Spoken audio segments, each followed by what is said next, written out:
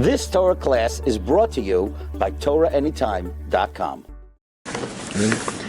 Shalom Aleichem, good morning. Welcome to our viewers on Torah Anytime as well. Shalom Aleichem. I want to dedicate the shir for the Hatzlacha of Ben Sion Mendoza, him and his family. Should see Mitzvah Hashem appearance Yad Lishma in everything they do. Announcement. Chazdei Hashem. Soon, Mitzvah Hashem. Mida keneged mida chelek Hey will be coming out. These are the 4 chalaki that previously came out. First one, oops, sorry about that. The first chelek came out about 17 years ago with 700 pages. And I thought I covered the whole topic. That's it, finished. 700 pages. Then a few years later, chelek beis came out. Those 700 pages. I figured now, it's over. Shortly after, found more stuff, and Chelek Gimel comes out a few years later with about 700 pages. So I figured after about 2,100 pages, that's it, we can move on. A few years later, Chelek Dalet comes out with 1,200 pages.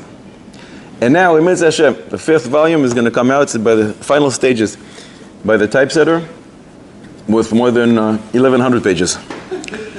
So now I understand. I didn't even scratch the surface. And Chazal said, Sanhedrin Daf Tzadi, Kol midoisav shel HaKodesh Baruch Hu mida keneged mida. Everything Hashem does, not every so often, sometimes you see it. That's the way HaKodesh Baruch Hu conducts His world. Mida keneged mida, measure for measure. So if anyone wants to be involved, participate in helping this project come out, and 1,100 pages is a very big project and costly one. So if anyone wants to be involved, the Kavod Gadol, you can put a dedication, anonymously, whatever you want to do. And there's a tremendous chashivus in helping Sfarim come out. In fact, the Pele Yoetz, in his Sefer Pele Yoetz, under the value called Tfus, writes that there is no greater mitzvah to be involved in than helping a Sefer comes out. Why? He says any other mitzvah expires. You give an ani lunch, when he's done eating, that mitzvah is over. And any other mitzvah.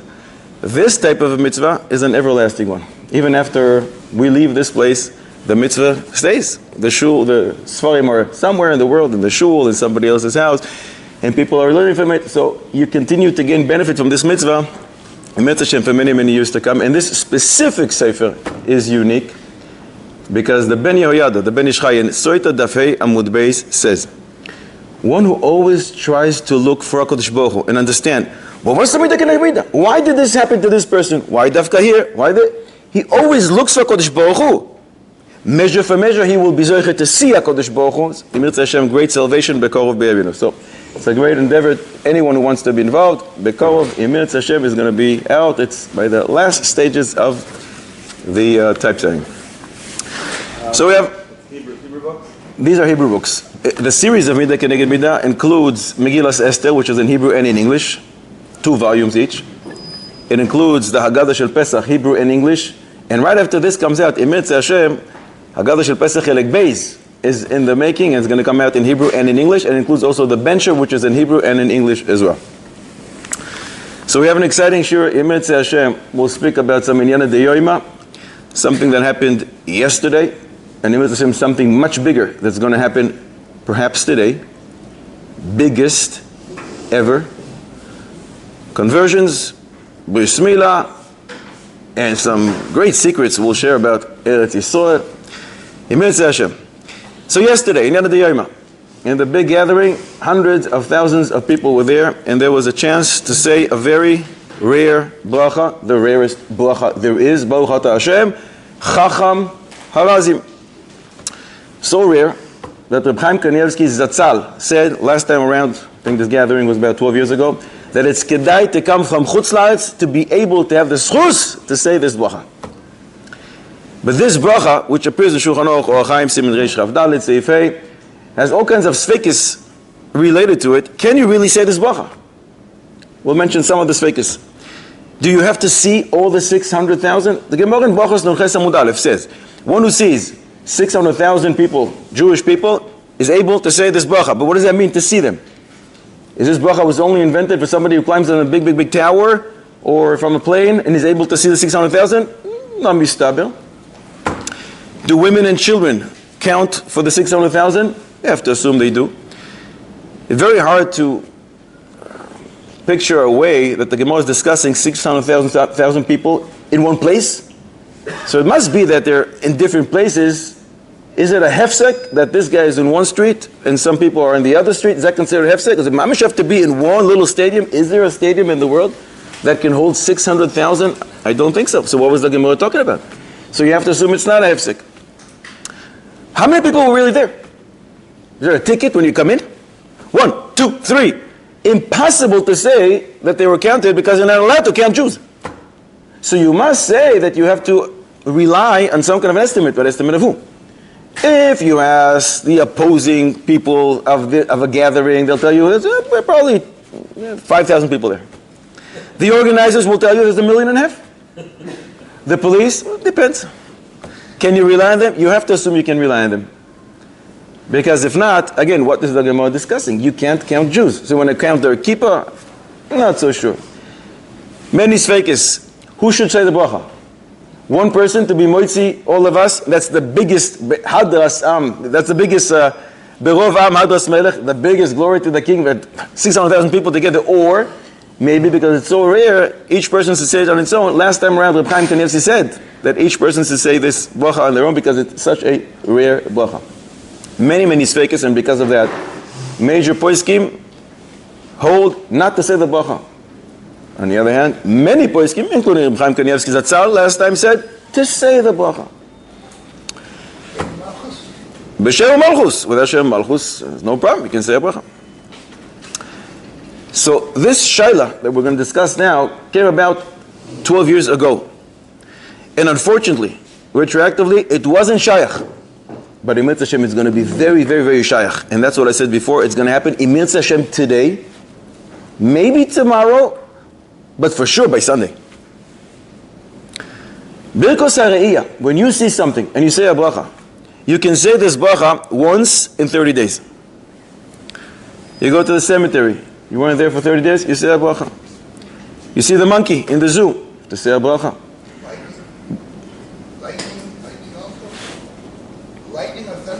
Lightning on thunder, you can even say twice in one day. If there was a storm, and then it cleared out, sun is out. 2 hours later, a new storm.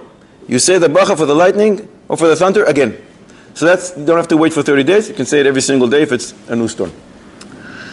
But most birkos hare'iyah, you have to wait 30 days. What if? Not what if. When Emet Hashem Mashiach Tzidkeinu comes, and that's what I said is going to happen today. It's the biggest thing ever. They don't ask me from Eruvin Mem Gimel. He's not able to come in Erev Shabbos. We said many times that the Kotzker Rebbe said Mashiach can come even Erev Shabbos and even Shabbos itself. Are you asking why? First of all, let him come, and Eliyahu Navi with all the tekus, 321 of them in Shas, will explain to you why this was. So I have another question. Okay, fine. 322 tekus in Shas now. Or, it's a pikuach nefesh shayla. Of course he can come. It's a pikuach nefesh shayla. Look at Klal Yisrael. A spiritual pikuach nefesh and a physical one. So pikuach nefesh overrides everything in the Torah, and Mashiach can come, and Mitzvah Hashem, he's going to come. If he comes today, those people who yesterday did say the bracha, will they be able to say the bracha again today, tomorrow, Sunday, within the next 30 days when Mashiach comes in Mitzvah Hashem? Can you say this bracha again, or it's a classic birkas hare'iyah, it's dependent on seeing, and those type of brachos, you have to wait 30 days. It's a gathering of 600,000. I saw they already yesterday. Been there, done that. So those opinions that held that yesterday, you were able to say the bracha, and they did. I was there, I really wanted to say the bracha. That's the main reason that I wanted to go. And I walked from police officer to another police officer. Do you know, did you hear? How many people are there saying? I wanted somebody to tell me something. Nope, we didn't know, we didn't hear, nobody said anything. So they might say, I was there the whole time, I didn't hear any estimate. So I wasn't able to say the bracha. Chaval, but Hashem. So this shaila is not relevant to me. But those who were there and said the bracha, will they be able to say the bracha soon when Mashiach Tzidkeinu comes bekarov? The Rav said it doesn't make any difference if the people are not in the same place, if you can't all see them together. We're eliminating all the sveikis. Right. For good reasons, we're not going to discuss why we're eliminating all the svekis, and many opinions say when you know for a fact there's 600,000, you can say the bracha. So we said the bracha. Now what? According to the government records, if you accept those, at least 600,000 Jews live in Jerusalem today. So each time... No, you have to see them in one place, gather in one place. The fact that there's millions of people in Eretz Yisrael, that's not enough. They have to be gathered in one place. When all the people come in a few streets and they're all gathered, technically speaking, you can't put 600,000 in one street, so they're gathered around. That's a gathering that requires this bracha. Not the fact that I know there's 600,000 people living in a certain town. But you'd like to go to the kotel and you... You don't have 600,000 people in the kotel. No, but I mean you stretch it all around the city. Because it's in The fact that a person decides to live somewhere, haroye, one who sees. When you're living in your house and I know you're there, I can't see you. Haroye, you have to see. So I don't have to see each one of the 600,000, but they're all coming into one place somehow. So we're eliminating this svekis. The svekis are out. We know we can say the bracha.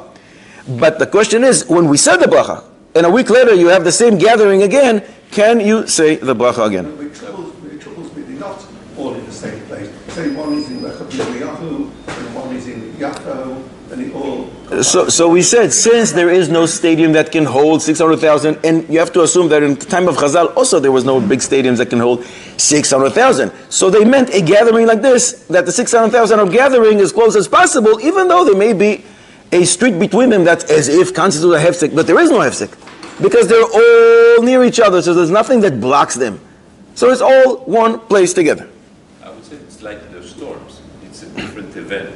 Is it a different event? Sense that the others, we say explicitly, you cannot say, you say every 3 days. This one, it's not written anywhere that you don't say every 3 days. First of all, to make sure that we all are on the same page, Minchas Shlomo Zalman Auerbach says, Bekova B'Yamin, he brings a letter that Reb Shmuel Humina Zatzal wrote him, and he said when Mashiach Tzidkenu comes, we're actually going to say 4 brachos.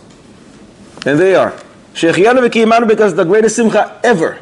We're going to say, Shechalak Michoichmaso Leyereav, when you see a Adam Gadol B'Yisrael, Mashiach Tzidkenu, you're going to say, Shechalak Mikvoido Leyereav, the bracha for a Jewish king, and you're going to say, Chacham Harazim, because of course, there's going to be 600,000, there's not going to be any question, there's going to be many, many, many more than 600,000.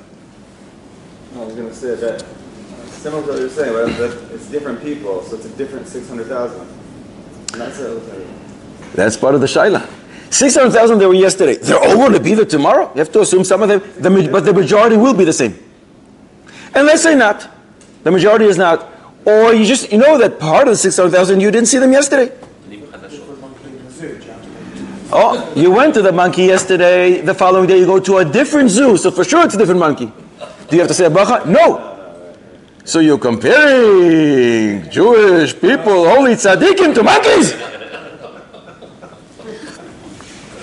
That's the bracha called Meshana Abrios. I just was excited to see approximately how many were, that you said about 200,000. Who's saying that? Again, you may ask some people and they'll tell you, maybe 2,000 people, 2,500. It depends who you're asking. The organizers will tell you there was more than 1 million people. It depends. It can't be 600,000. Why not? How many Jews are in Eretz Yisrael? Phew. 8 million? 9. How far women? So 4 million? No, 7.5. The 10 million, 2.5 million Arabs and 7.5 Jews. So 3.75 men. First of all, women and children are included. And there's many women there as well. I mean something yesterday. Many women were there yesterday as well. I saw a letter from Dov Landa. I said, women from Lech Lecha. True, but there's plenty of women in Yerushalayim. So out of 3 million people, so what children were not, there weren't so many children. A lot of children. Probably 20% of the population is, I think it's easy to get there. Easy to get there. The Levaya of Ovadia Yosef, how many people were there? Some estimated 800,000. I think it's easy to get there. So Meshane Abrios, this bracha, Reish Chafei, Seif Tes, we learn, you only say, according to the Shulchan Aruch, you only say it once in your lifetime. The first time you saw strange looking, weird creatures, like the monkey, like the elephant, and we once discussed why that is. I think in Parshas Noach, a couple of years ago, we discussed why specifically for these animals. You only say it for the first time you ever saw them. The Rema says no, every 30 days. But all the other Birkos HaRe'iyah, brachos that are dependent on seeing, you say it every 30 days. What's the difference between the two? The Mishnah Berurah explains the opinion of the Shulchan Aruch that on something which is strange, which is unique, you say the first time, because the first time you see it is like, what is that? That's so unique, it's so strange looking, and you say it for the first time.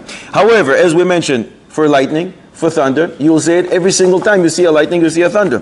When you see a king, if you see a king today, and then 5 hours later you go see a different king from a different country, you will say for every single king. The Shulchan Aruch discusses great mountains, rivers, that you're very excited about, and you are mispire, you're impressed, and it gives you whatever, simcha, or just, you're very impressed, you say a bracha. You go to a different mountain, which is so impressive to you again, you'll say a new bracha. The bracha on 600,000 Jews and 600,000 Jews, or those 600,000 Jews? That's part of our question. You have to assume it's not going to be the same exact 600,000. Yeah, I need more definition of the bracha. It's very strange. I think we all need a little more definition. And the reason for this bracha. So why is it that for the lightning, for the thunder, for the king, for the river, you'll say a bracha once every 30 days? The Radbaz writes, when you see the king or the river, you don't see that same king. This is king number 1, this is king number 2, and each one of them is very impressive to you, so you say a bracha. But if you'll see 100 kings a day, you'll say 100 brachos. I don't know if there are 100 kings today in the world. I'm not sure. Every lightning, every thunder is unique. Thunder and lightning, it's not the one from 5 minutes ago, and therefore, if the storm went away and there's a new storm, you would say a bracha. So what about the Chacham Harazim? You have to assume the 600,000 people are not the same. And even if the majority are there, or maybe the majority is enough for us to rely on to say, we can't say the bracha. So Mishnah Berurah points to a sefer called Amudei O, and Reish Chaf Daled, Seif Kotan Yud Zayin, the Mishnah Berurah discusses, not exactly this, but he asks, what if you go see a cemetery, and then a week later you go to another cemetery? When you go see a cemetery, you say a bracha. If you go see another cemetery a few days later, will you say the bracha? And he said, no. What's the reason? Chazal instituted these brachos to say them over something that you're very impressed with. When you see a king, you're very impressed. You're amazed, whether he's very smart, he's very powerful. But cemeteries, to us, are cemeteries. You're not very impressed. So you don't see them often. When you do see them, say a bracha. Then 30 days, say a bracha again. But if you'll see them all the time, it's not so impressive, and therefore you don't say a bracha. But something else which causes you to be impressed, a big mountain, a big river, a king, then a new king, each one of them causes us to be impressed. Therefore, according to that, there's no difference between seeing this group of 600,000 people or this, even though it's not the same people. It's a gathering that makes us impressed. I don't care about specific people in there. It's the gathering. Wow, I never saw this before. Yeah, I saw this just last week. So Lechora, you wouldn't say the bracha. But more than that, why shouldn't you say the bracha? Because the Maharsha explains, and that's the description of this bracha. Back in Brachos Nun Ches Amud Aleph, the source of this bracha, the Maharsha explains.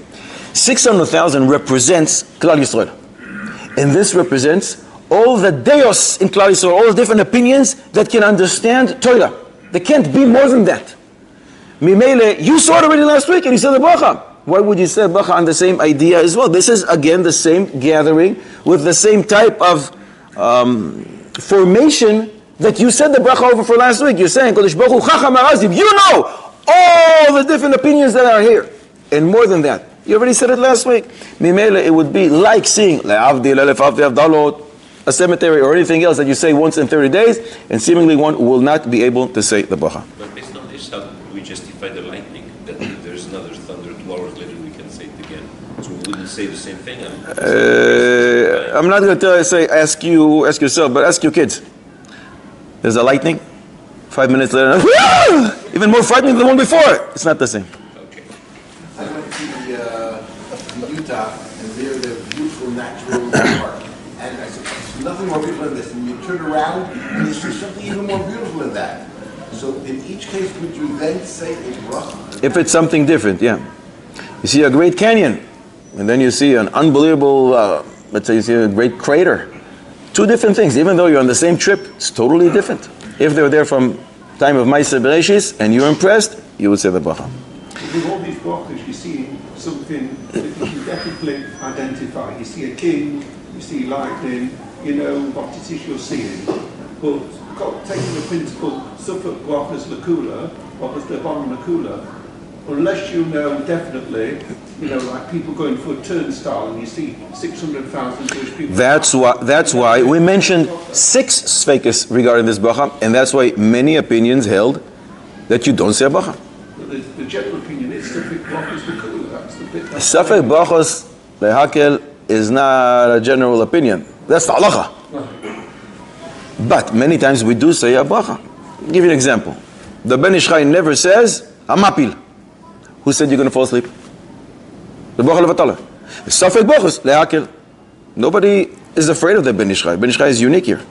And we all say Amapil every single night because we say for a different reason. Because it was instituted on what's called minhago shel oilam. Normal people go to sleep and they actually fall asleep. You're not going to fall asleep?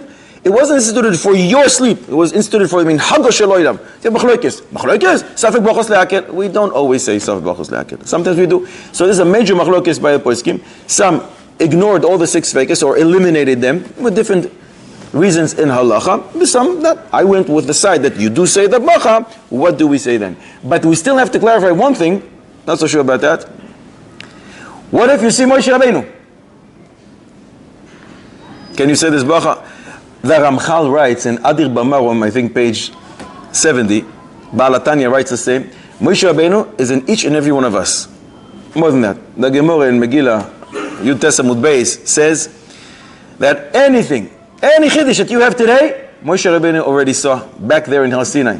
Moshe Rabbeinu includes everybody. So when you see Moshe Rabbeinu, you just saw 600,000 people of Klal Yisrael. He has all the opinions of Torah, all the knowledge. I don't think so. I think you go to Pashtus, Divrei, HaGemore, you see a group of 600,000 Jews. Not you see a person that represents 600,000 Jews. And you won't say this bracha for seeing Moshe Rabbeinu. It's about theirs. So what do we care about kids? Why do we care about kids? You want to eliminate kids' deis? That's the reason the Maharsha gives. The language of the Gemara is very clear. One who sees 600,000, the Shulchan Aruch quotes the Gemara and doesn't quote the Maharsha. The Shulchan Aruch doesn't eliminate kids. He doesn't eliminate Goyish people. The Maharsha understands it to mean that's the reason for this, but Shulchan Aruch didn't quote this la halacha. Mimele, if they're Jewish, they can count. Lech Lecha me'artzecha. Why are you going? Why do you have to start traveling? Lech Lecha Rashi?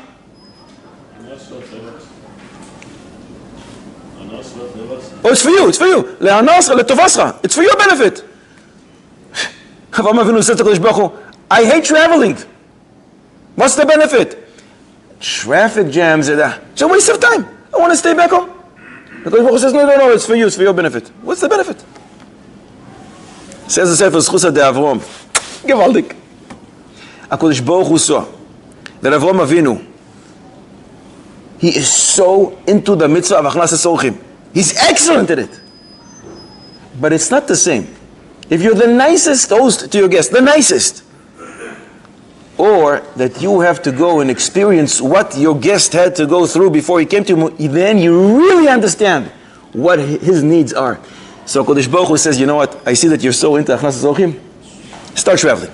You'll know exactly from now on when the guests come to you what they need, and you'll be able to be even better at what you do. It's letoivascha, it's le'ana'ascha, because you enjoy doing this mitzvah, and you're going to benefit from this mitzvah. You're going to be a spiritual billionaire forever. So it is letovascha. It is for your benefit. Ravinu says, okay, I like that. Where's that nogia to us? We don't like nisyonis, but sometimes they present themselves. HaKadosh Baruch Hu says to each and every one of them, I know what you need. It's letovascha. It's lehanascha.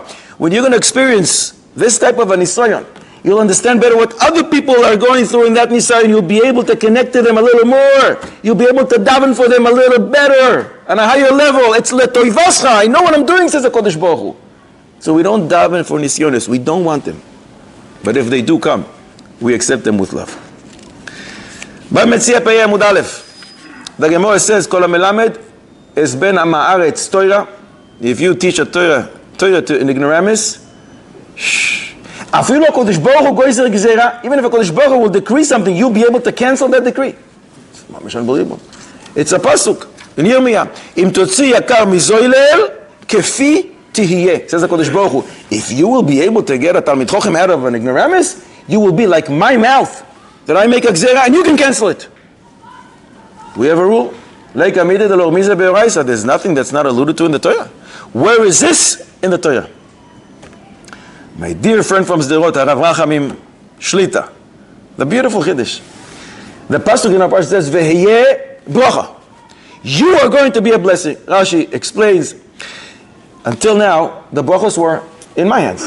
I give a bracha to Adam Arishon, I give a bracha to Noach. You know what? I'm handing the koyach to give brachos to you. From now on, you can give blessings to people. But why here? Why is this mentioned specifically here, that Avraham Avinu has the koyach to give brachos? Because what does it say right after that? That Avraham Avinu was megayer, he converted the men. Oh, you're teaching Torah to ignoramus. So you have the koyach to give brachos, your brachos will be fulfilled and you can cancel bad decrees. How long was the galus of Mitzrayim? 210 years. Good. Galus of Bavel? 70. If a galus is supposed to be in someone else's land for a certain amount of time, so let it be always 210 or let it always be 70. Why is it 210 here and why is it 70 here? Comes Rabbi Yonasan Eibshitz and does this marvelous calculation. Soita Menvav Amud Beis, the Gemara says, for the 4 steps that Paro escorted Avraham Avinu, he gets to have Klal Yisrael for 400 years by him. Wow. Similarly, Sanhedrin Tzadivav Amud Aleph, Chazal used the same type of language regarding Nebuchadnezzar. He took 4 steps to take the letter that Evil Merudach sent to Chizkiah, and for that merit, he gets to keep Klal Yisrael for 70 years. If for 4 steps you get to have a nation, Am Yisrael, dwell in your place, so it's the same 4 steps. So why 4 steps acquire Paro 210 years, and they give Nebuchadnezzar only 70 years? Says Rabbi Yonasan Eibshitz, in Eruvin Mem Beis Amud Aleph, we learn that a regular person, an average person, takes a step. His step is 1 amma long. In Eruvin Mem Ches Amud Aleph, in Tosis Shabbos Tzadi Beis Amud Aleph, we learn that a person's height is 3 amos, which means a person's step is 1/3 of his size. Comes out. Nebuchadnezzar took 4 steps. Every step, he covers that distance of 4 amos, and HaKadosh Baruch Hu says, you get 70 years. Great. Comes Paro and says, wait a second. In Mod Katan Yud Ches, we learn the size of Paro. What's his height? 1 amma, 60 centimeters. If a person's step is 1/3 of his height, so Paro, his step is not 1 amma, it's 1/3 of an amma.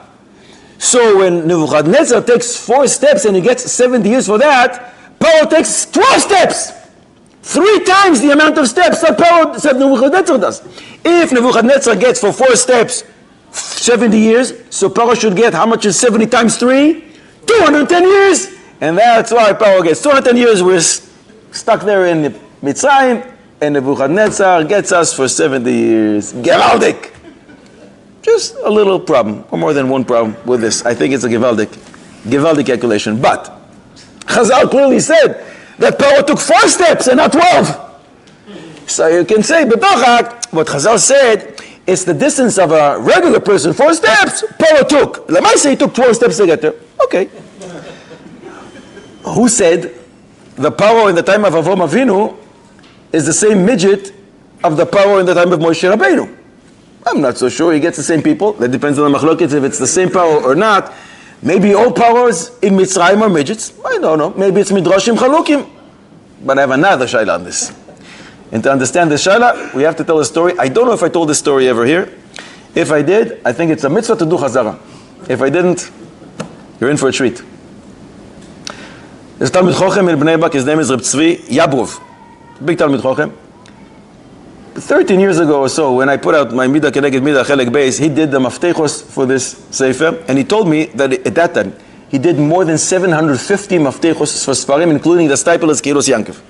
This was 12 years ago, so since then, Mr. did a few or more hundred. Big Talmid Chochem, and he himself put out some Sfarim. Very Choshev Sfarim. Good. So one day, he goes to Reb Chaim Kanievsky, and Reb Chaim is on his way back from the shul to his house. It's a 2-minute walk. And he meets Reb Chaim on the way, and he says to him, Rebbe, can I ask you a question? He says, yeah.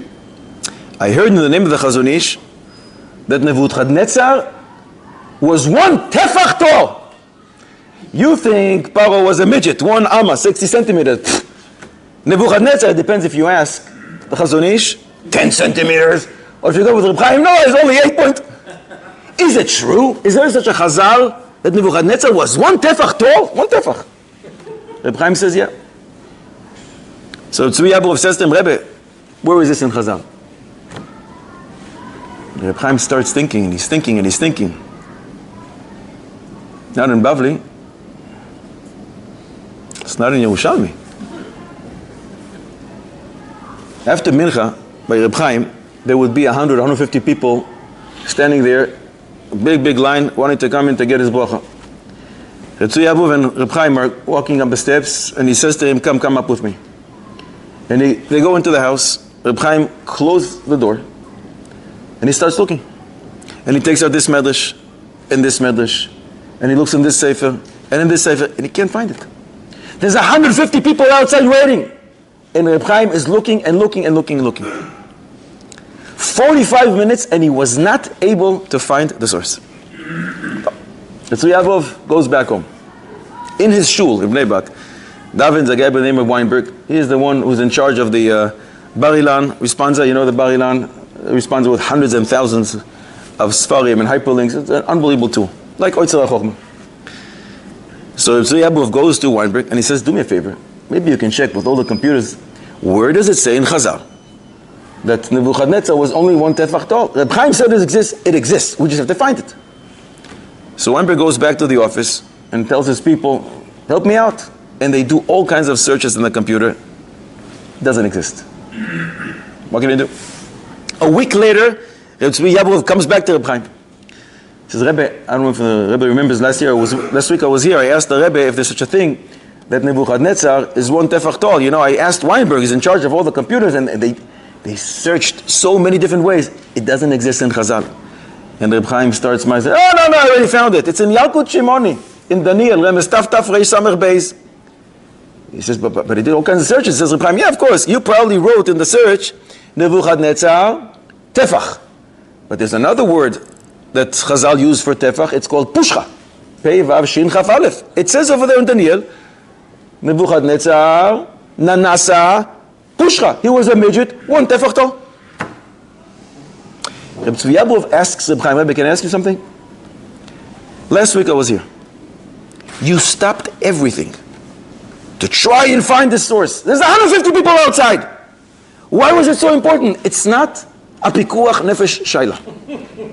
It's not a halacha lemaise. Don't want to say, but who cares? There's 150 people outside waiting. Reb Chaim Kanievsky looked at Reb Tzvi Yablov, astonished from this question. And he says to him, but I forgot part of my Torah. How can I continue? But I forgot part of my Torah! With this, I introduced this story to say my other question, and Rabbi Yonasan Eibsch's amazing vote, because Lemaise it doesn't work. We assume Nebuchadnezzar is an average person, 3 amma tall, and therefore he takes 1 amma step, as Chazal say in Eruvin Membeis. But Nebuchadnezzar, according to this Medrash, is a midget of all midgets. He's only 1 tefach. So Lemaise, he takes many more steps than Paro, and if anything, Klal Yisrael should be enslaved by him for thousands of years. It's times 6 of whatever Paro got. Lichoyre doesn't work, unless we'll say it's a midrashim chalukim, machlokes between the midrashim, but the vote itself is gorgeous. In this sgula in this parsha we find a sgula, the easiest sgula in the world to become wealthy. Easiest sgula in the world. It's a gemara meforeshes. But Metzia Nun Tes Amud Aleph Chazal say, always should a person be very careful with the honor of his wife, because the bracha to a person comes for his wife. Shneimar, a pasuk from our parsha, Ule Avram, Heitiv, Ba'avura. HaKadosh Baruch Hu gave him all the blessings for what? Not for him, for his wife. Ba'avura, for her, because of her. And therefore Chazal say, Rava taught the people in the city of Mechoza, Okiru lenashaychu, respect, honor your wives. Why? Ki heichi detitataru, that you will become rich. As I said, the easiest school in the world to perform, right? I don't know if you want your wives to listen to this here. I hope my wife is going to listen to this. It's the easiest school in the world. Reuven once came to shul, and he heard in the laning talking about Meiser, Parshas Re'eh. And after davening, the rabbi got up and gave a whole big shmooze about the importance of the mitzvah called Meiser, and the segula associated with it. Chazal say, Aser, Kedei, Shetisach, you will become rich. And he went on and on and on. And Reuven was very inspired, and he said, you know what? I'm taking this on myself. I'm going to be really serious about it. And every single month, he would sit down and write exactly all the expenses, all the income, everything. And he saw unbelievable success. Very shortly after, he started being makpid on maestros, unbelievable success. Some months later, Shimon, his childhood friend, also came to shul, same shul. And the rabbi got up at the end of davening and started talking about this segula for wealth. Honor, respect your wife, you're going to become wealthy. And Shimon took it to heart. And Sunday morning, he goes to the store and he buys his wife a gift. 2 minutes later, a new client calls him and he signs up a deal. This is great. This works. He went to another store, bought her a bigger gift. 5 minutes later, a new client, a bigger deal. And he continued doing this, and it worked. And his business just flourished. Mamish, unbelievable. He started buying her gifts not only for Yamim Tovim, as one has to, the mitzvah deoraisa. Any opportunity he could. It works. Gewaldig. A few years later, Reuven and Shimon meet, some kind of they were in a chasna together, and they sit and they schmooze, they know each other. And they recall how they used to be so poor. Never wore new clothes, everything was torn. And suddenly, in the middle of life, they both became so rich. How is it possible? Shimon asks Reuven, what's your secret for success? And he says, a few years ago I was in shul, and everybody discussed Meiser, and I started giving Meiser on a regular basis, and it works. The promise of Chazal works. And Reuven says to Shimon, so what did you do? He says, well, I was in shul, and I heard the rabbi speaking about honoring one's wife, and I started doing it, and the promise of Chazal works. Reuven got so upset. And at the end of the wedding, instead of going home, it was the middle of the night, he drove right to the rabbi's house. Rabbi's open up. Everything's okay? I'm very upset at you, Rabbi. Why did you share the segula of Meiser with me, and you shared the segula of honoring one's wife with Shimon? It's terrible. All my money I give away to other people. He buys his wife a lot of gifts, and he gets to keep them all. Ma shekan seisha kanabayla. It all stays in his family. What did I gain? And the rabbi said, look, you came in Parshas Re'eh. The Torah was discussing Meiser, so I spoke about Meiser. He came in Parshas Kiseitze, and the Torah discusses Ki yikach ish isha chadasha, a marriage, so I spoke about marriage. Reuven didn't buy it. He says, listen, Rabbi, I think it's only right that when you share sgulos, share all the sgulos for that topic, and I'll choose whatever's good for me. So the rabbi told him, listen, you don't have to be worried. David HaMelech wrote a pasuk just about you, not about your friend. He wrote a pasuk about you. In Tehillim Memtes. Some of you know the song. Al tiro ki yashir ish. Don't be afraid, don't worry when you see your neighbor becoming rich. Why? Al tiro ki yashir ish ki yirbe kevod beiso. Who's beiso? Chazal say in Giti Nun Beis, Rabbi Yossi teaches us, beiso is ishto. If you see the honor of his wife increases, more and more, don't fear. Because the following passage says, when he leaves this world, he's not going to take all the stuff that's in the safe. He's not going to take all the jewelry. But you, the pasuk about you is in Ishaya, that tzedakah and chesed that you do and you give others, that's going to accompany you in the world to come. Rabbi Isai, I want to share with you a secret about Eretz Yisrael, which is mind-boggling. A few secrets. The pasuk in our parasha says, Perek Yud Gimel pasuk Aleph, Vayal Avrom mimitzrayim. Avrom Avinu comes back to Eretz Yisrael. Is this the first Aliyah? Vayal Avrom mimitzrayim. Hu ve'ishtoi. Is this his first time visiting Eretz Yisrael? Second time. Comes the Agar de Pirka. That's the Bnei Yisrael. And in his Agar de Pirka he writes, there is a greater maila, greater virtue, for a person who is in Eretz Yisrael, leaves Eretz Yisrael, and then decides to come back to Eretz Yisrael, he will taste in Eretz Yisrael a greater level of Kedusha the second time around, more so than the first time around. And that's why Avraham Avinu became so great, and that's why the Pasuk says, Vayal. Vayal. He rose. He went higher and higher now because he came in the second time. Sefer Em Abanim Smeicha brings a raya to this Agra de Pirka from Sefer HaCharedim. In the Sefer HaCharedim, in Mitzvah Setluyos Ba'aretz, writes that we found in the Medrash that HaKadosh Baruch Hu said to Avraham, the first time around, I want you to go to Eretz Yisrael. I want you to see it and come back. And after he came back, he didn't give him permission to go there again for 5 years. And because of that, Avraham Avinu had such yearning, burning desire to go into Eretz Yisrael. So much so that Avraham Avinu said a pasuk that appears in Tehillim, Mi'iten li ever kayoina, a'ufa ve'eshkona, hine archik nedod, alin bamidbar sela. Let me sleep in the desert. And Chazal darshan this pasuk to me, and Avraham Avinu said, I would rather, and it's better for every one of us, to sleep in the deserts of Eretz Yisrael than in a hotel, the fanciest five-star hotel in Chutz La'aretz. He had such a desire to come to Eretz Yisrael until finally HaKadosh Baruch Hu gave him permission. Says the Em Abanim Semecha, somebody who's always here can't appreciate it. Maybe he was going to take it for granted. But when you leave, then you understand what you had. And you want to have that great feeling again. And when you come back the second time around, you have a greater appreciation, and therefore you have a greater Kedusha that is attached to you. Vayal Avram. If anyone knows somebody who tried to make Aliyah and it didn't work the first time around, tell him this. Publicize this. It's mamish unbelievable. Try again. And if you do, you have a greater level of Kedusha. So we cannot get used to the fact that we are the luckiest ones who get to sit here. There's a famous Rashi that everybody knows. Appears twice in Chumash Dvarim. Ve'ayu kechadashim be'enecha. Rashi darshans this on the pasuk Hayoim.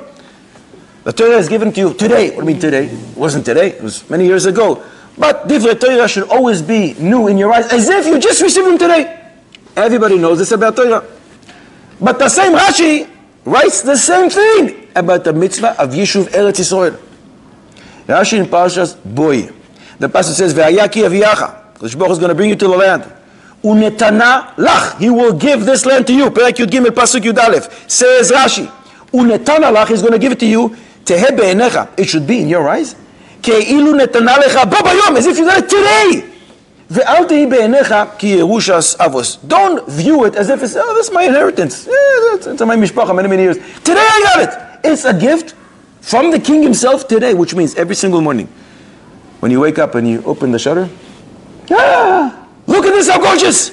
Look, I am Zaycha to be in Eretz Yisrael! You have to be excited every single time anew. We all know that about Divrei Torah. Rashi says the same thing. It's the same Rashi about Eretz Yisrael. With that, maybe we don't have to leave Eretz Yisrael in order to get that appreciation of Kedusha. If we have that, maybe we'll be on the high level that the Em Abanim Smecha is discussing, Sefer HaCharedim is discussing, the Agrati Pirka is discussing. Coming second time around, you don't need to live. Why Chazal give this as an extra reason? It gives the reason for the person to leave Eretz Yisrael, the Parnasa, to find the Shidduch, to learn Torah. Because it shouldn't be a good reason. Sometimes it happens that you get used to things. Chazal is saying, don't get used to it. If I'm going to give you a permission, that means by definition, get used to it and leave. Why should you leave second time only? Third and fourth and fifth time. Chas v'sholom. The Tzitz Eliezer has a long kuntras in Chelek Zayin Simin Mem Ches about Yishuv Eretz Yisrael with some amazing insights. He concludes this whole big essay with the words of the Chesed LeAvraham. The Chesed LeAvraham is the grandfather of the Chidah, the big Mekubal about 450 years ago. And he writes, in the end of days, speedily, Imir Hashem in our days, when the people from the Galus will come together with Melech HaMashiach to Eretz Yisrael, they will see their brothers and sisters that have been transformed to spiritual beings flying in the air, learning Torah from the mouth of HaKadosh Baruch Hu. And the people from Chutz La'aretz are going to be very upset with Melech HaMashiach, and they're going to yell at him. What are we, second-class citizens? Why are we staying in our physical form? And our brothers and sisters have been transformed to spiritual beings. And HaKadosh Baruch Hu, and Melech HaMashiach will tell them, you know that everything that Hashem does is measure for measure. That's how he conducts his world. Your brothers and sisters that left Galus and weren't afraid to be captured by enemies on the way, to drown in the ocean. They weren't afraid to lose their possessions. They weren't afraid of any bodily harm. They were not afraid. They showed that spirituality matters to them at most. So Kodesh Baruch Hu says, oh yeah? Spirituality? That's what you're most interested in? Midah famigad midah. Midah keneged midah. I'm going to turn you into a spiritual being. But Melech HaMashiach will also tell them, you that you stayed behind. Because you showed that the most important thing to you was Outzius, Gashmius, physical matters. So Kodesh Baruch Hu says, okay, no problem. Midah keneged midah for you as well. And we'll keep you in your physical form. Pile pile pile. Where is this? Chesed le'avrom brings us. The Tzitz Eliezer quotes him in Chelek Zayin Simin Memches. We're going to share more Chesed le'avrom now. Not less surprising. On Shabbos, we all know we get in Neshama Yisera, right? In a few hours, all of us are going to get in Neshama Yisera. Great. There is another option for a Neshama, but not a Neshama Yisera. You can actually get a new Neshama and get rid of your old one. Ever hear of a Neshama exchange? I want a new Neshama, I want to get rid of the old one. Comes the Chesed le'avrom. Chesed le'avrom tells us everything goes on upstairs. He's a big mekubal. He says a person who lives in Chutz La'aretz has a nefesh from Oilam Ha'asiyah. When he comes into Eretz Yisrael, that first night that he sleeps in Eretz Yisrael, he gets a neshama from Oilam HaYetzira. Both neshamas go upstairs, and only the new neshama comes down. He gets a new neshama. That is the secret of the pasuk in Yeshaya Membeis pasuk Hey, Noisen neshama la'am aleha. When you come into my land, says HaKadosh Baruch Hu, I'm going to give you a new neshama. And that's why he explains what the Gemara says in Ksubis, that one who lives in Eretz Yisrael, Ksubis Kuf Yud Aleph Amud Aleph, the Gemara says one who lives in Eretz Yisrael, he doesn't have any sins. Of course not. He has a new neshama. He's like a new baby. He has a new entity. All the sins are associated with the old neshama. They're not here anymore. And he says, anyone who lives in Eretz Yisrael is called a tzaddik. But you see, he's not. He's doing things which we would give him another title. It says the Chesed le'avrom. But the pasuk says that if you don't behave in this land accordingly, I'm going to spit you out. As long as the land did not spit the person out, he's called a tzaddik. Obviously, he doesn't mean that you have the permission to be a serial killer, driving on Yom Kippur that falls on Shabbos to the beach while eating shrimps. He's not saying that.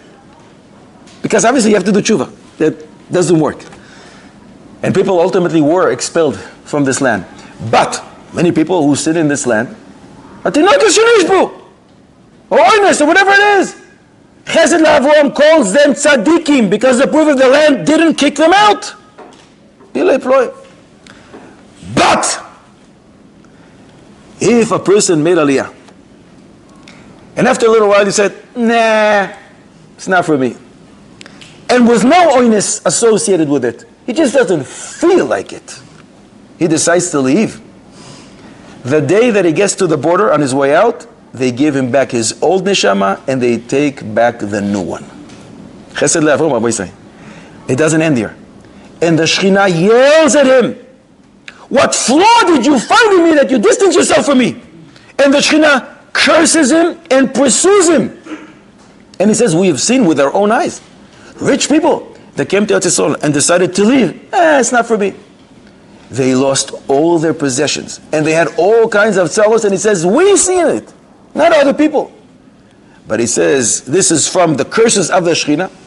But he says the reverse is also true. We saw people that come to Eretz Yisrael and they accept the fact that they're in the land of HaKadosh Baruch Hu, Duchta de Moshe ve'Aaron lo zachu, a place that Aaron and Moshe were not zachet to come in, and they have their schus, and they are so happy. And if they have all kinds of diseases in Chutz La'aretz, they will be healed. And even if they decide to dwell in an apartment the size of your car, it's viewed in their eyes as a luxury, gigantic estate in Chutz La'aretz, because the way you treat Eretz Yisrael is the way Eretz Yisrael is going to treat you. And if you are happy with this place, HaKadosh Baruch Hu is going to show you what Simcha is all about and bestow all the brachos on you. If Chalila, You're not. We said, what happens with that? It's mamish frightening. And if you say, how is it possible? The same land will show a happy face to someone and will show as if a sad face to another, and it will curse you. Says, what are you surprised? The Gemara says in Sukkah Nun Beis Amud Aleph a similar idea about Yetzer Hara. At the end of days, the Kodesh Baruch Hu will shech the Yetzer Hara. To the tzaddikim, it will be viewed as a gigantic mountain. They say, wow, how were we able to pass this? Into the Rishaim, Yetzer Hara will be viewed as a thin thread. Because the tzaddik was so afraid of every single Aveira. Chalila, not to transgress. So every Aveira looked at for him as like a gigantic mountain. The Rasha who couldn't care less, Aveira, another Aveira, another, had plenty of them already. What's the difference? So it looked to them, it looked to the Rishaim as a thin thread. So the same thing, the same Yetzer Hara, the same sin, depends on your perspective on things, and therefore HaKadosh Baruch Hu cooperates with you. And again, it's a whole idea is midah keneged midah, and according to the way you view Eretz Yisrael is the way Eretz Yisrael as if is going to treat you. The Baal HaPele Yoetz, we mentioned him before, wrote many svarim, and one of his svarim is called Oiros Eilim, and in page 150 over there he writes, since we see the unbelievable miros and zchusim of Eretz Yisrael, Gemara Ksubis Kuf Yud Beis, so many, how many chashivus and chavivus do Chazal give to Eretz Yisrael, and therefore he says, everyone should use any excuse in the world to run to Eretz Yisrael like a deer. Ratz katzvi, that's the language that he uses, and he should not worry, not about you losing his money or any of his possessions, and not even about the love that he has to his kids. His kids want to stay in Chutz La'aretz. He said, ignore it. Ki hakol ke'ayin neged chibas Eretz Yisrael. Nothing comes close and nothing compares to the love that one has to have to the love to Eretz Yisrael. The Pasuk says before, the Pasuk says, Kum hisalech ba'aretz. I want you to start walking here. Le'orka u'le'oroch ba. And Chazal say, Ksub Kuf Yud Aleph, anyone who walks in Eretz Yisrael for Amos is assured, muftach lo shehu ben ha'olam haba. Any nafkabina lahalacha from what seems to be divrei agada? Good, it's nice, very nice. Chazal appreciate Eretz Yisrael for Amos. Ben ha'olam haba. Nafkamina today, lemaisa to us from this divrei agada. Normally divrei agada, divrei agada. Halacha is here, agada is here, and they don't touch each other. But sometimes we do find, and we shared in the past many times, that divrei agada have nafkamina lahalocha. Can it be? Yes, it can. Shulchan Aruch, Orach Chaim, Simin Ramach, Reish Mem Ches, Seif Dalet. Shulchan Aruch says, you want to embark on a journey. You can't embark on a journey going to the desert on a Wednesday, Thursday, or Friday if you know you're going to have to violate Shabbos. Because nobody's going to want to stop for you and wait for you. You don't go by yourself. You go with a whole big group. And they're not going to want to stop for 25 hours because you're Shomer Shabbos, so you're not allowed to go Wednesday, Thursday, Friday. But on Sunday, Monday, and Tuesday, you're allowed to leave the house. And if something happens later and there's some kind of a sakana, pikuach nefesh, you need to stop, that's fine. You're allowed to stop. That's generally when you're going, you embark on a journey. But, says the Shulchan Aruch, one who wants to come to Eretz Yisrael, ha'oyle le'eretz Yisrael, if he has a shayara, he has a group, caravan of people going, even on Friday he can. Why? Because it's a mitzvah to live in this land. And you have to tell the group, listen, on Shabbos I don't stop. And if the Maaseh, they're not going to want to stop, comes Friday afternoon and they say, no, we're going to continue. You're allowed to continue with them. In the beginning they agree? In the beginning you tell them, listen, I'm going to stop on Shabbos. That's it, you start traveling. They have to agree. L'chayra, you poisek imayim, you tell them, I'm going to stop. And then push comes to Shabbos, we're not stopping. Comes the Magen Avraham and says, when the Shulchan Aruch says, V'ha'oyle le'eretz Yisrael, the first opinion in the Magen Avraham is, when you come to do the mitzvah of Yishuv Eretz Yisrael, continues the Magen Avraham and says, V'yesh oimrim, that even if you come to visit, because every 4 amos that you'll take in this land is a mitzvah. The Machtis Shekel points us to this Gemara in Ksubis Kuf Yud Aleph. That's the source of the Magen Avraham. Mimele, this Divrei Agada, that every 4 amos is a mitzvah, allows you to do something that otherwise you wouldn't be able to. You're allowed to go with a group on Friday to leave. Why? Because it's a mitzvah every 4 amos, according to this opinion. Regarding these every 4 amos, the world says, some people say, mistakenly, that you need 4 new amos. There is no source to that. You don't need 4 new amos. Sometimes Gedolim were quoted when they were forced to go on a different route or for a different reason. They said, oh, no, I have 4 new amos. Because of the Chavivus of Eretz Yisrael. That's not a halachic source.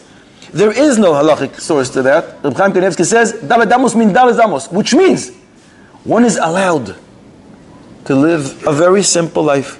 From his house in the morning to the shul, to Beis HaMedrash, to come back to the house every single time, 1,000 times the same 4 amos, and for every 4 amos, the same gigantic mitzvah that ensures him a place in the world to come.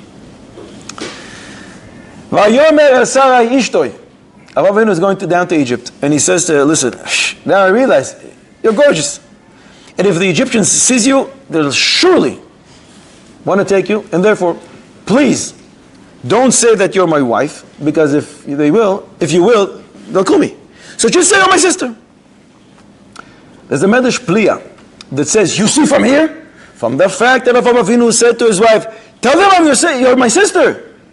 You see from here that you're allowed to shecht for a choyle on Shabbos. What's the connection? Don't you see? Because Avraham Avinu said to Sarah, say you're my sister. So you can shecht for the choyle on Shabbos. You have a sick person, you can shecht for him on Shabbos. What's the connection? The Meir Shapira of Lublin explained. The famous Ran in Yuma Daf Dalet Amud Beis from the Dapim of the Rif says that if you have a sick person on Shabbos, that the doctor says he has to eat meat. You have a nevela right in front of you. You have chazir in front of you. You can give it him. But you have a kosher animal that you need to shecht. What is shchita? What type of violation is it on Shabbos? What do you get for that? Skila. And what is eating chazir? We don't like eating chazir. But what is it? It's a lav. What do you get for a lav? 39 lashes. 39 lashes or skila. What would we recommend? Take the nevela. Eat, gesundheit, enjoy. Says the Rar, you better off shecht the kosher animal. It's a one-time shot. You're doing a big one, once. But with a nevela, every kazait that he will be eating is another avera, and another avera, and another avera. And we care not about the quality here, we care about the quantity. It's a big chiddush. Mishnah Berurah brings him la halacha. Not all opinions are like that. Now back to Avraham Avinu. Why was Avraham Avinu worried that they're going to kill him? He was worried that they're going to do Eshes Ish. What's better, Eshes Ish or being killed? This is an Avera and this is an Avera. Both of them are from the 3 major ones. So what's the difference? Said Avraham Avinu, it's better off that I'm better off that they'll kill me. They'll kill me once. It's a terrible Avera. But once they do, she is no longer married to me. So every single time they're going to be with her, there's no Avera. So from the fact that Avraham Avinu preferred that she will say, he is my brother, I'm his sister, you see from here, Mikan, as the Medrash says, Sheshoichatin lachoyle b'Shabbos, it's better to do a one big Avera than many small Averos. Again, the Ran says, you better shecht an Avera, a big one, than eat many Nevelas. Because once they're going to kill me, she's not going to be an Eshes Ish. Remember, that was the chashash of Avraham Avinu. From the same svara that Avraham Avinu was choishish, maybe they're going to kill him, and he wasn't choishish, they're going to be transgressing Eshet Ish. You see that you're better shecht a nevela, a choyle for Shabbos. It's better to do one big one than to do many small. Isn't the pshat that you see that they were choishish more for Eshes Ish than for Rarest? I don't know what they're choishish. I'm looking at Avraham Avinu. He's the Rebbe here. I'm not looking at them. He was choishish that they're going to transgress once, and Isur Chamo, they're going to kill him once in order to be able to every single minute transgress whenever they want. Avraham Avinu knows the machshava of the Rishaim, and that's what he decided. Wait, how does it help? If he's the brother, then they'll marry her. And then she's still with every time. Why was he afraid? There's many ideas in Sefer B'Darkei Avos Tu Chalakim. Why was he permitted to say this? And did he actually divorce her? How was he able to continue living with her afterwards? It's a kind of complicated issue. I'm not going to go into this. This svara that Avraham Avinu had about the Rishaim's thought is what allowed the Ran to say what he wanted to say. Avraham Avinu converted the men. When a ger comes today and he converts, he picks a new name. Moshe Lechaim, whatever he wants. What were the names of the converts that Avraham Avinu was Megayah?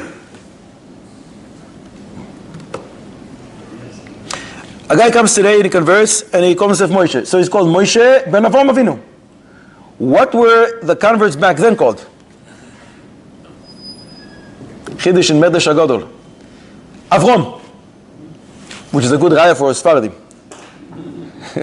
Because when you megaya a person, it's as if you bore him. It's as if it's your son. And you can use the same name as you have. So now today they're called Moshe ben Avraham Avinu. Back then they were called Avrom ben Avrom Avinu. At one point maybe it became Avrom ben Avraham Avinu. That's what the Medrash Agadol says.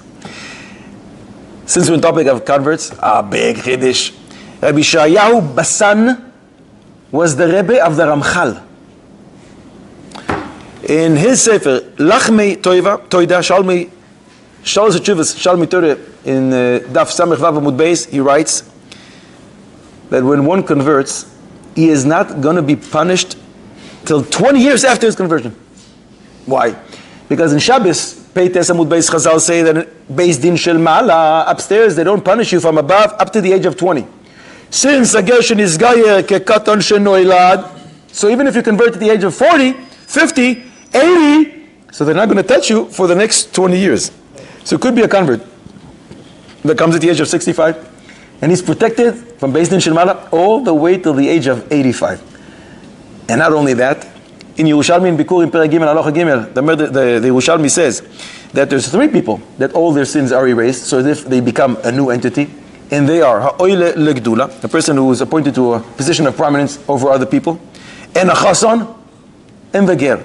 And all these 3, says the Shalmei, the Lachmei Toida, they are not punished from Beis Din Shel Ma'ala up to 20 years from the time either that he got married, any Chasan, from the time that he was appointed to that position of prominence, or the Ger Shenis Gaya.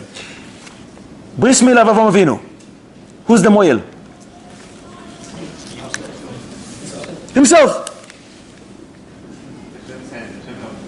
Hashem help him, as the Pasuk says, V'charois imoy habris. We say it every single day. And by the way, Chazal say, from here is an answer to what people wonder about. Mila shelo bizmana, you're not allowed to perform on the 8th day. You're not allowed to perform on Shabbos, I'm sorry. Only mila bizmana. This is not bizmana. The man is 99 years old. So you're not allowed to perform on Shabbos. And that happens to be a Yom Kippur that fell on Shabbos. Double whammy. You're not allowed to do a bris milah. But since Shnaim she'asau apturim, it's a Kodesh Baruch Hu holding his hand, v'charot imoy, together with him the bris, great. We said it in the past, that's one answer. The other answer, very surprising one, is the scorpion. Tanchuma. Lech Lecha Parsha Yud Zayin. The Pasuk says, Be'etzem hayom hazeh, mal Avrom? No. Be'etzem hayom hazeh, Nimol was Nimol. HaKadosh Baruch Hu told him, bris milah. He said, fine. What does that mean? I never heard of that before. I don't know how you do it. Why you do it? I have to cut off a part of my ear? He didn't know what to do. A scorpion came and showed him. A scorpion came, bit him! And he looked, oh! And he found himself mahul. That's why it says nimoil by someone else. So we have 2 reasons. And these 2 opinions, and we brought them in the past, but now we're asking a new question. Who is the person, the human being, that was the Mohel of Avraham Avinu?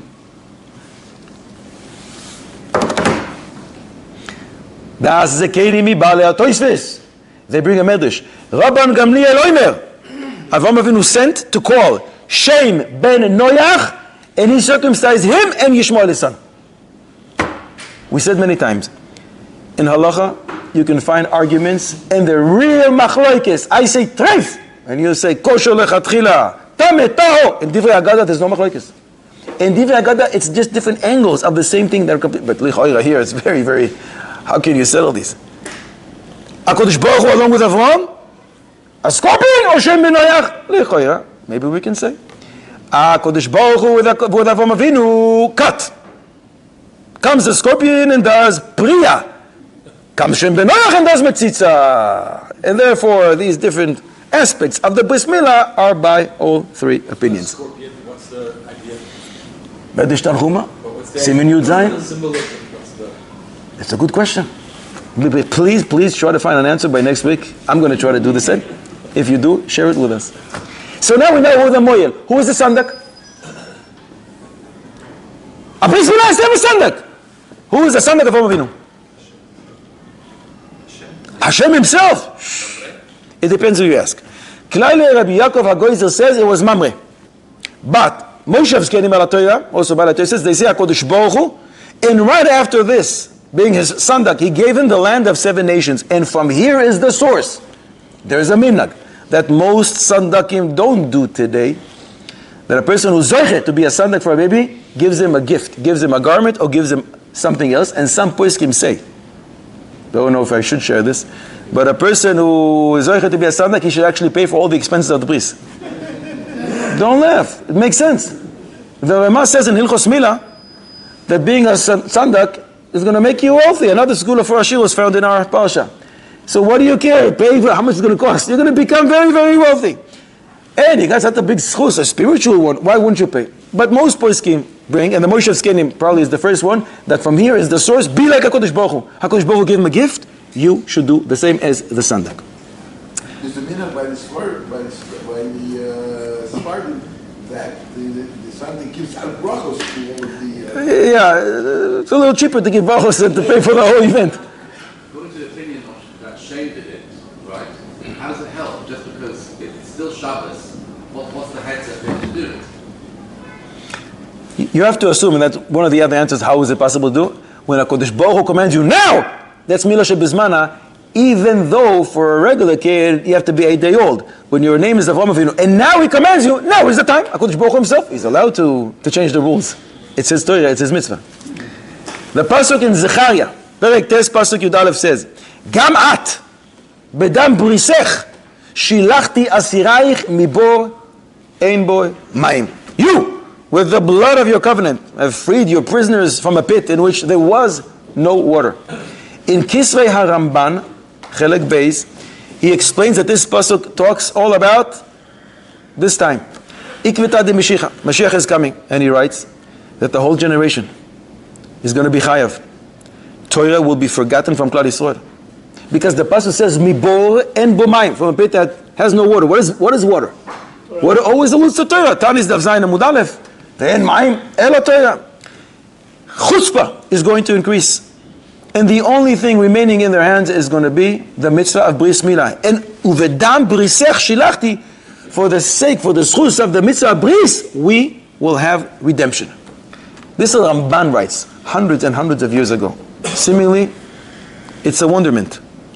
He writes it so many years ago. And today, there's a mitzvahs. There's so many people who are so far away from Torah and mitzvahs. They are willing to transgress the most severe of errors. But Bris Milah? What, am I not Jewish? My kid is not going to have Bris Milah with Mesirus Nefesh. This doesn't make any sense. If you're so far away, distant from Torah and mitzvahs, this should be the first mitzvah you cast away. A surgery to an 8-day-old? A mitzvah that drips blood?